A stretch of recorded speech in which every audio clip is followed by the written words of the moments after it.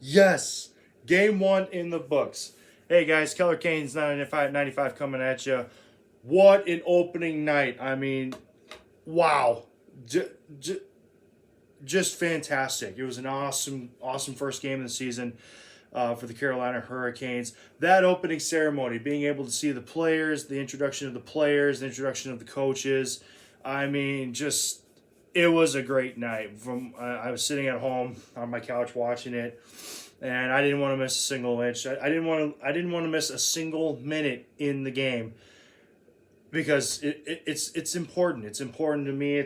I'm sure it's important to a lot of Hurricanes fans out there. Like, we've been waiting for this for the last 4 or 5 months now. Hockey's back.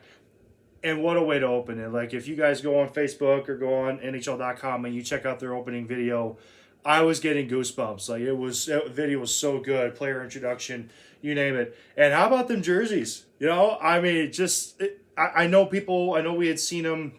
A lot of fans have seen them on the NHL shop, and Hurricane fans have been, I'm sure you guys have been on their website, NHL's on NHL.com, or at least the team site, looking at them. But to see them live, I mean, it really felt like I was watching the 2006. And I'm sure, a lot of people will say, well, yeah, that's kind of the point. Great. That's what we like. That's what we miss. I'm sporting last year's home jersey and obviously the new one. But again, just the fact opening night, 25th anniversary of the Hurricanes' existence, and they sport those new 25th anniversary jerseys. Like, it was fantastic. So that was a great opening. But let's get to the game. The game itself was awesome. Like, at the first period, it was neck and neck. I mean, a couple calls that, in my opinion, the officials could have called. But one thing that I want to point out that I was just laughing about was, like, the amount of sticks that were getting broken, or at least getting destroyed by the Hurricanes. I mean, it was just like one after another after another. I think there was a couple times it might have been either Teravainen or Svechnikov, like, just would go to take a shot, it would break, and then he comes back and he gets another one, and it was like, bam, a couple minutes later he breaks that one too. But yeah, the first period was it was so close, neck and neck. And Frederick Anderson, oh my gosh, he didn't miss a beat from last season. I mean, he was just on fire. I know he had gotten injured. He was out for the playoffs. Nancy Ranta came in. But Frederick Anderson looked great. I mean, he was making save for save, going, I think, stopping all 10 shots in the first period. And he just, the entire game, he looked great. I mean, he looks fantastic. Bran Burns, my goodness, Bran Burns. Like I said, I will admit, I was a bit skeptical when they first brought him over, because at first I didn't see how that would work, but he has definitely brought size. He has brought grit. He has brought a dirty level of play, because you could see it a couple times in the scrums that he was getting into last night. He's definitely going to be a fighter. He's a fighter for this team. And that's something that Carolina needs. That's something we need is a gritty defenseman on the back end that it can also rip a shot. I mean, he can rip it. I mean, you see some of the goals and some of the highlights that he had while he was in San Jose. This guy can rip a shot, and he was definitely ripping them last night. Fortunately he didn't score a goal, which is sad to see. But you know what? He's got 81 games to do it. So Bran Burns definitely looked great. But like I said, getting into the game, the first period, it was neck and neck. Columbus definitely had some great chances, and as I've already pointed out, Frederick Anderson, great responses, just fantastic saves. So it was an exciting first period to watch. And then we go into the second period, and I think you said 11, 15 seconds in or something like that, Patrik Laine gets the first one. So what? I mean, Patrik Laine, when I watched him get drafted by Winnipeg, he has a really great shot. I mean, that was something that they had always talked about with him, is like this quick release. He's got such quick hands, and he got lucky. In my opinion, he got lucky on that shot. So already a couple of seconds in, it's 1-0, 1-0 Columbus. And then 11 seconds into the second period, and then about 5 minutes or so later, one and only Martinique or Seth Jarvis. Sorry, Seth Jarvis. What a great play! I mean, he goes into the boards hard, and he's getting roughed up by the defenseman. And for some reason, the Columbus defenseman I think he zoned out for a bit because then he just kind of skated away and thought, okay, he's down, he's going to take a while. But then Seth Jarvis, the puck comes back to him in the corner of the boards, and he just skates it up and just throws it on net. And that's one of the key things that a lot of coaches tell players: just get it on the net. And so he gets it on net, shoots it backhand, and hits far post, and then sneaks in. Hurricanes tie it up, and now the score is 1-1. And, that was a lot of things. Those are things that, again, coaches always tell players, like, get it on net. Just shoot the puck. When you get a chance to get an open ice, take advantage of it, shoot it on net. Sure enough, Seth Jarvis takes it to the net, and he scores. And now it's, like I said, it's tied 1-1. So you could tell that the fans they're jumping, they're getting excited. It was, like I said, the atmosphere, it's starting to rise. It's starting to get better. And then at 18:30 in the second period, Brady Shea coming down. Again, I think I believe he was from the trade 2 years ago or so from the New York Rangers. Comes on down. Like I said, I think it was a 4-on-2 or 3-on-2 turned into a 4-on-2. And, Martinikas just throws it back to him, and he just rips it. I mean, he puts everything he can into that shot. And sure enough, goes into the net. Great. Awesome. Sweet. 2-1 Carolina going into the third period. And, the building was jumping. I mean, it was, like I said, the atmosphere was great. So we're going up 2-1 at the end of the second period. Then we go into the third. And it just got better. It just got better. Martinikas finally ended up bearing one. This goal from Martinikas was it just effort all around. It started with him and it ended with him. And I think it was absolutely fitting that happened because the puck comes up on the play and, he's skating as hard as he can. He's forechecking. Gets on a defenseman, trying to make sure he doesn't take a penalty and stuff, or just trying to make sure he doesn't do anything wrong. But he sticks with him. He sticks with the defenseman for Columbus, and he's able to scoop that puck away.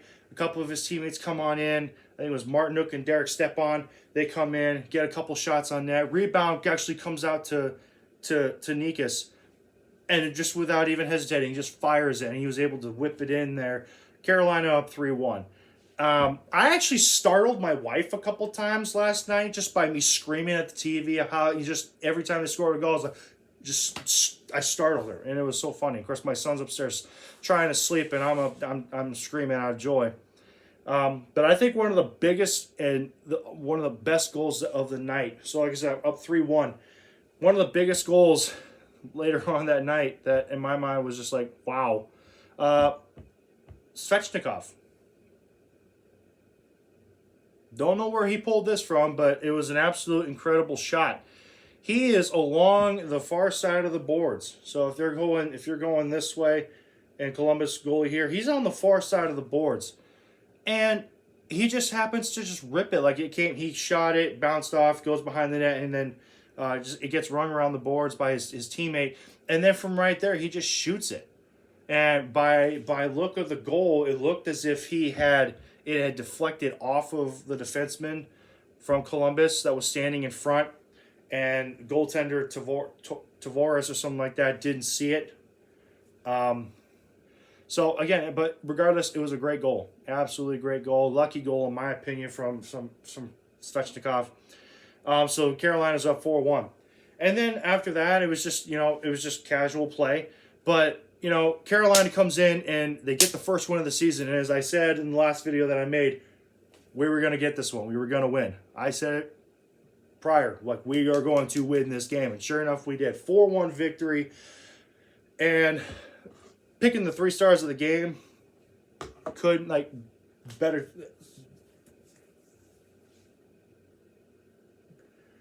The 3 stars that were picked, bar none, could have been. I can't describe it. For some reason, I don't know how to describe it, but they were good choices. The 3 stars of the game, they got 3 great choices. So the first star, or the third star, was Brady Shea. Obviously, getting that second goal, it was great. Frederick Anderson, like I say, Frederick Anderson played his ass off. Like, again, he looks like he's already in playoff form. He looks great. And I know it's a long season. I know Antti Ranta's going to get his chance to show what he can do. But if Frederick Anderson can just stay healthy and not get injured for the rest of the season, I hope and pray that does not happen. Again, imagine where this team could go if Anderson was in net, especially in the playoffs. That was the biggest problem last year, was Anderson got hurt, Ranta got hurt. They had to bring somebody else in, and I'm not trying to knock the other goaltender. He did the best that he could. But if Anderson and Ranta can stay healthy, imagine where this team could go, especially in the playoffs. I could see third round. I see finals. I see them going all the way. So it was a great game. It was an absolutely great game. So Frederick Anderson got the second star of the game, and I think that's absolutely fitting. And the game winner, as they say, or as they called it, Martin Nikas. Martin Nikas, like I said, he made the hustle. He stuck with the defenseman. He got that puck. His teammates, like I said, Stepan and Martinuk came in, and he was able to bury it. I think, again, that's a perfect choice. That's a good choice. He got the game-winning goal, so he was the first star.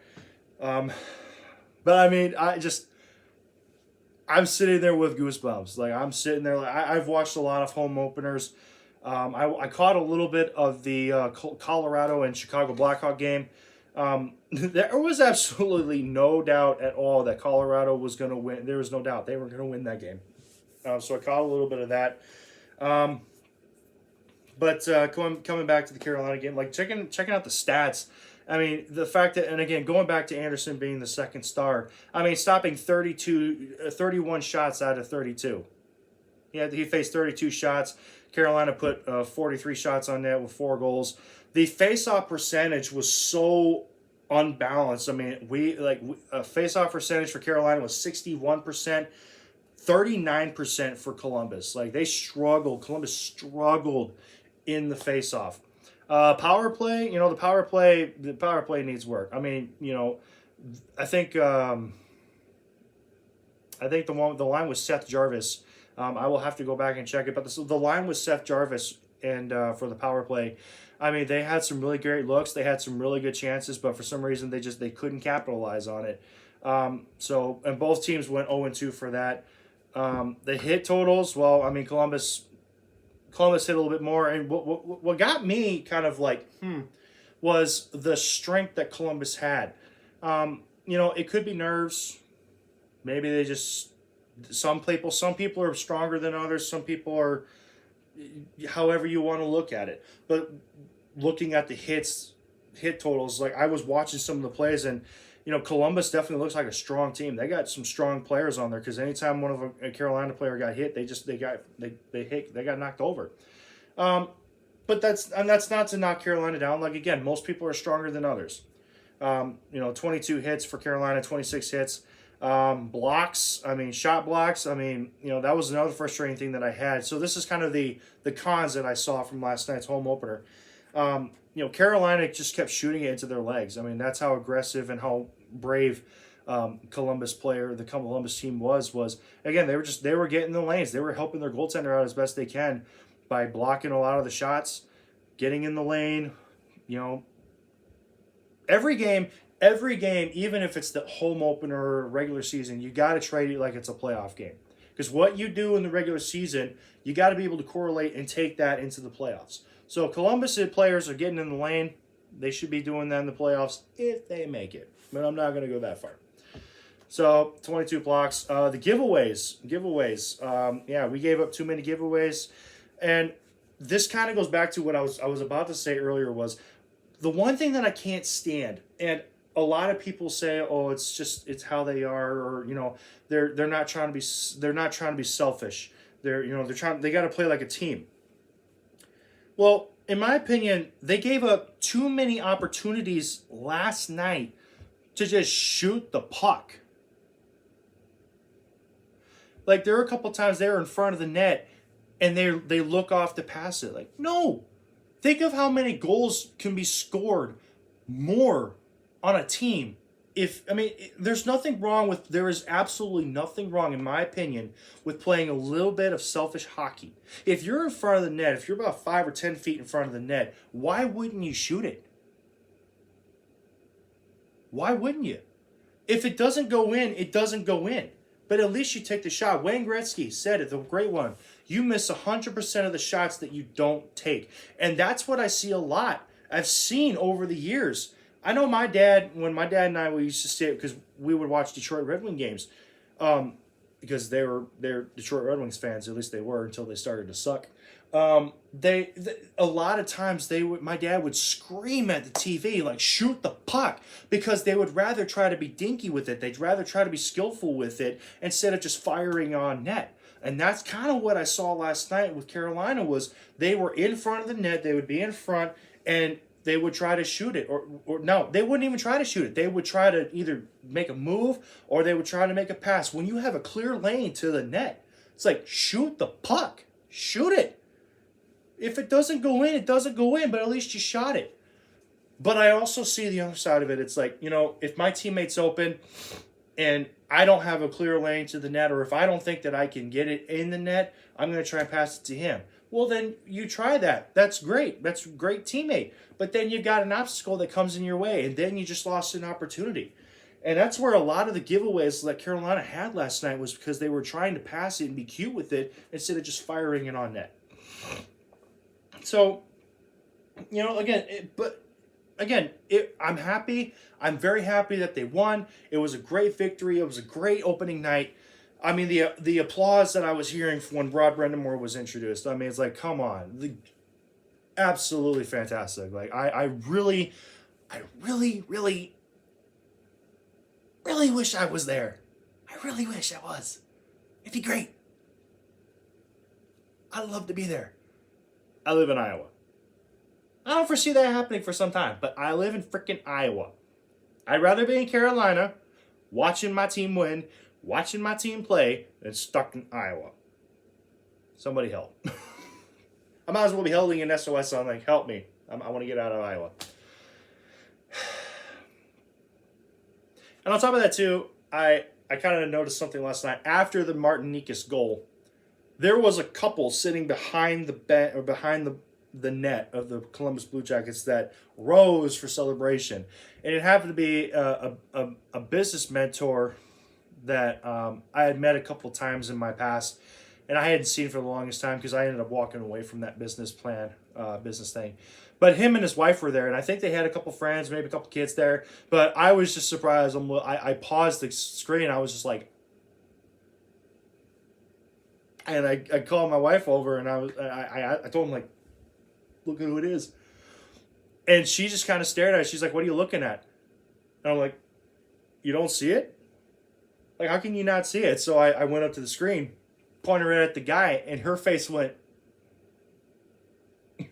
It was great. It was absolutely great. But like I said, great. It was awesome. Yes, Carolina, we won our first game.